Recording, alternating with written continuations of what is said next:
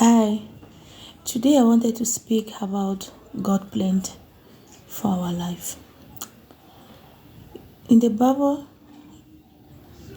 God is saying He knows the plan He has formed against us. Plan of happiness, hope, future, not pain of sorrow. Je veux parler à propos des plans que Dieu a formés pour nous, comme il est écrit dans la Bible. Dans la Bible, il est écrit, dans le livre de Jérémie, la Bible nous dit, Dieu nous dit, je connais les plans et les projets que j'ai formés sur vous, les projets de bonheur et non de malheur, afin de vous donner un avenir et de l'espérance. Sometimes when you pray, when you are going through situation, through bad times, through confusion,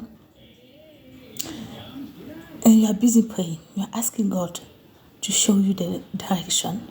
You are asking God to reveal Himself to you. You are even taking that Bible verse who says, I know the plan I have from against you, for you. Sorry. So you are asking God, I want to see your plan for my life. I want your plan to take life in my life. And you don't see any change. You don't see any change. Life become more difficult. Things are not working. Par moment, tu pries. Tu pries quand tu traverses un moment difficile. Tu dis à Dieu, je veux que tes plans se réalisent dans ma vie. Tu dis à Dieu, je veux que tes plans se réalisent dans ma vie. Car ta parole le dit, que tu connais les plans que tu as formés sur nous. Et tu te trouves en train de prier, mais tu ne vois rien. Tu ne vois pas de solution. Au contraire, ta vie, c'est... En fait, les problèmes se multiplient. Les angoisses se multiplient. Quel que soit dans la vie professionnelle, dans le mariage, dans tes relations, dans tes business, tu vois que les choses n'avancent pas. Mais tu pries à Dieu, tu cries à Dieu, tu ne vois pas encore de solution. La patience. When you are going through those such things, difficulty, you are asking God, am I not praying right? Am I not saying right things to you? Am I not crying with my full heart? Like, what's going on? What am I not doing right? You are asking God question and you want answer.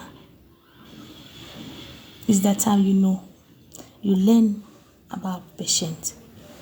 To be patient. Even in prayer, we need to be patient. Like you are patient in life, in your business, in your workplace, in your marriages, in anything you are waiting or you are trusting God for. The same way you are patient about those things, you need to be patient also with prayer. De la même façon dont on est patient dans notre lieu de travail, dans nos business, dans notre mariage, peut-être nous attendons, nous cherchons le fruit des entrailles. Tu pries à Dieu pour un travail, tu pries à Dieu pour la délivrance, pour la visitation. Nous devons aussi être patients dans la prière, comme nous sommes patients dans la vie quotidienne. Parce que la patience, ce n'est pas quelque chose qu'on cultive, c'est comme une obligation. There's nothing you will do about it. If you want something and that thing doesn't come, or you can't have that thing, you won't kill yourself. You won't do otherwise. You just wait. Sorry, you just wait because you don't have choice. C'est la même chose quand tu veux quelque chose.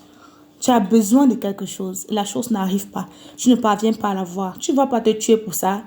Tu vas pleurer, tu vas te lamenter. Mais ce qui est là, c'est que tu vas patienter jusqu'au jour où tu vas pouvoir avoir cette chose-là. C'est la même chose avec la prière. Nous devons patienter dans la prière. C'est pas que Dieu ne nous écoute pas, non. Dieu nous écoute. Comme la Bible nous dit, son temps est le meilleur. Son temps est le meilleur pour nous. God's time is the best for us. His time is best for us. It's not like he doesn't hear us when we are crying through him, or he doesn't hear us when we are praying. No, he do. We are his children. He listens to us when we are praying. He listens to us when we are crying. He is there, but he's waiting for the right time to show his face. He's waiting for the right time to give you that thing, to respond, so that all the glory will go back to him. Il écoute nos prières, mais il attend le bon moment pour agir. Vous savez, j'ai lu une histoire récemment où on disait, je crois que c'était sur les réseaux sociaux, quand tu demandes quelque chose à Dieu, tu es tellement pressé, tu veux la chose là rapidement. Parfois, tu pars même à l'encontre de ce que tu devais faire. Si tu es chrétien, tu vas aller chercher la solution ailleurs. Et tu vas voir ce pourquoi tu priais. Mais alors, à quel prix? C'est pour ça qu'on dit, quand tu pries à Dieu, quand tu demandes quelque chose à Dieu avec pression, avec acharnement, tellement tu es tellement pressé que quand tu as la chose là, quand ce n'est pas le temps de Dieu, ça chauffe. Ça chauffe. Et quand quelque chose chauffe, tu ne peux pas emballer. Quand quelque chose chauffe, tu ne peux pas arrêter, tu vas jeter. Parce que tu n'as pas attendu le bon moment pour l'avoir. Parce que tu n'as pas été patient pour attendre le moment que Dieu a prévu pour te le donner. Et tu es peut-être parti regarder d'autres solutions ailleurs.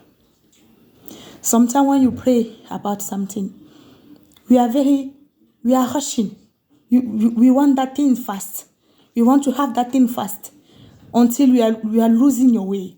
You go to another way to have that thing. And once you have that thing now, it's not God that gives you. That thing won't last. That thing won't be sweet. That thing won't be enjoyable. Because you didn't have it from God or on God's time. So you need to be patient. You need to be patient in prayer. Patient in asking. Patient in worship. Patient in anything in this life. Even with our kids, our family, somebody you pray for. Something you are praying for. You need to be patient. Nous devons être patients dans la vie. Quel que soit le pourquoi nous prions, le pourquoi nous voulons quelque chose, nous voulons la chose. Nous devons être patients. Car à la fin, nous aurons ces choses, mais avec la patience. Et quand tu patientes sur quelque chose, quand tu lâches, tu te réjouis. Tu te réjouis de la voir et c'est éternel. C'est éternel quand Dieu te donne quelque chose. Il ne te donne pas pour la reprendre. Il ne te donne pas pour l'enlever encore, non. Il te donne pour que ta joie soit parfaite. C'est pour ça qu'il a dit dans sa parole, demandez enfin que votre joie soit parfaite. Il va te le donner pour que ta joie soit parfaite. Yeah, so I hope my message has blessed one of us today. Thank you for watching.